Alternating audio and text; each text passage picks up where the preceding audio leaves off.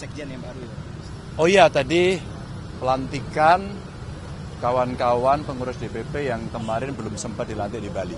Jadi Ibu langsung melantik, memang suasananya agak menarik karena pada saat dibacakan sekjennya belum ada. Terus Bu, yang satu bagaimana begitu katanya. Ya udah diumumin, siapa Bu? Gak ada yang tahu kok. Loh yang itu yang mana Bu? Gitu. Terus Bu nyebut, ya Hasto lah gitu. Terus Hasto berdiri, terus dilantiklah bersama. Ya cepet aja tadi.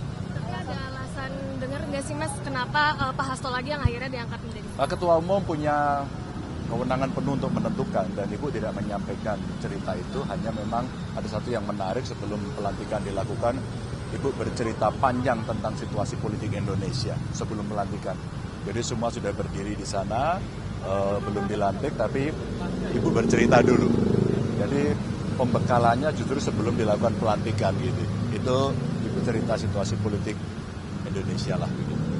Tapi ada tugas khusus nggak sih Mas untuk Mas Hasto di periode ini Ada menjadi dong. sekjen kembali? Ada, ya tugas khususnya sebagai sekjen itu.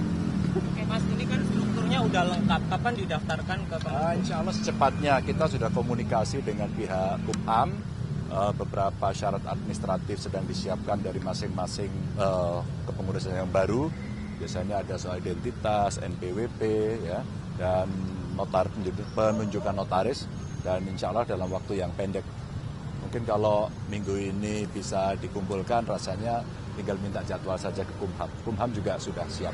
Tadi yang hadir banyak Mas DPP PDIP-nya, apa Full. lengkap semua? Lengkap, tinggal satu aja yang tadi masih dalam perjalanan. Mas, sebenarnya untuk posisi sekjen tidak ada nama lain selain Mas Hasto dari mulai di Bali itu. Hanya Ibu yang tahu.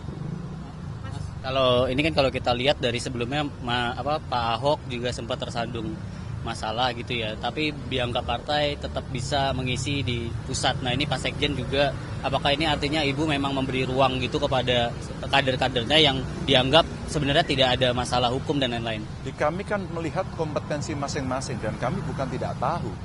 Di balik seluruh peristiwa kita tahu persis apa yang sedang terjadi pada mereka-mereka. Maka kita yakin betul bahwa kawan-kawan ini adalah dianggap, kawan-kawan yang dianggap bisa membangun partai, bisa mengerjakan tugas itu dengan baik begitu ya. Dan Itu. pesan mereka apa yang paling digarisbawahi, yang paling ditegaskan Mas? Kalau hari ini yang paling penting tadi justru pada isu-isu penting, kader mesti turun, nanti akan ada dibagi pada wilayah-wilayah ya, pengampu wilayah semacam itu, dan justru yang menarik buat kami adalah Ibu tidak hanya concern pada bagaimana pemilu ke depan, tapi concern pada harga beras hari ini. Bagaimana kemudian kawan-kawan yang berbisnis beras hari ini merasa cemas. Tadi dilaporkan stok-stok perlu dicek. Terus kemudian harga gabah yang di beberapa tempat sudah menyentuh 8.000 itu juga mesti kita perhitungkan. Maka Ibu meminta agar bisa komunikasi baik dengan aparat penegak hukum, mereka yang berbisnis beras, untuk meyakinkan bahwa apa yang kita siapkan sebagai sebuah kedaulatan pangan, ketersediaan pangan, itu tidak hanya pada statement, tapi betul terjadi di pasar. Maka Ketua Umum meminta agar kita semua ngecek kondisi stok pangan yang ada di Indonesia agar tidak terjadi sesuatu yang tidak inginkan. Ini tadi menarik untuk disampaikan. Lalu Ibu bicara soal pendidikan, Ibu bicara soal kesehatan, termasuk rasio dokter dan bagaimana memenuhi agar kita bisa melakukan percepatan pembangunan kesehatan. Jadi poinnya sangat substantif tadi. Mas, ini kan bentar lagi RI ya. Rencananya nanti PDIP akan terpisah lagi kayak kemarin ada acara di sekolah partai atau akan ke... Oh iya, kita akan ada upacara di Lenteng Agung. Ibu hadir semuanya. Saya kira Ibu akan memimpin upacara di Lenteng Agung. Artinya nggak datang ke istana bilang hari berarti. ini katanya bakal upacara nanti bakal hadir di istana juga itu. Siapa? Pak Mensesnek. Oh saya belum tahu, tapi tadi jadwal yang disiapkan Ibu akan memimpin upacara di Lenteng Agung. Mas, kalau sidang tahunan Ibu bakal hadir nggak Mas?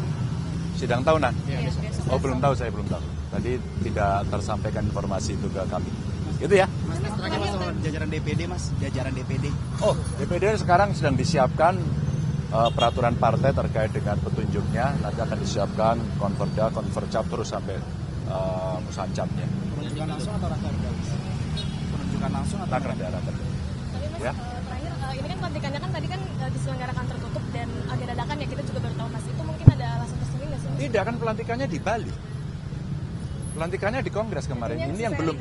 Iya, ini karena yang belum aja. Jadi sebenarnya ya memenuhi ADART saja. Itu Mas, aja. Mas, satu Maka tidak ada yang tertutup. Maka kita berikan informasi secara terbuka. Nah, hari ini terbuka. Mas, satu lagi, Mas. Ya. Ini kan hat-trick ya Mas, 3 kali sekjen. Nah, maknanya bagi Mas Ganjar itu apa Mas? Karena situasi eksternal juga berubah. Ini kan situasi politik tidak biasa-biasa saja. Ini sedang terjadi turbulensi dan saya kira seluruh partai politik memahami situasi ini gitu ya.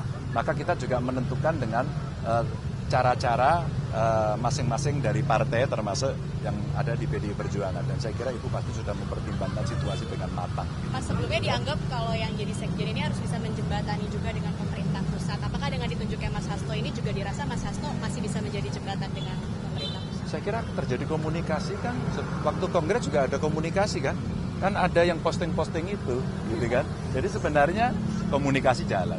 Maka sebagai partai penyeimbang tentu komunikasi akan dibuka dengan siapapun ya. Oke. Yuk. Yuk. Mas Ganjar.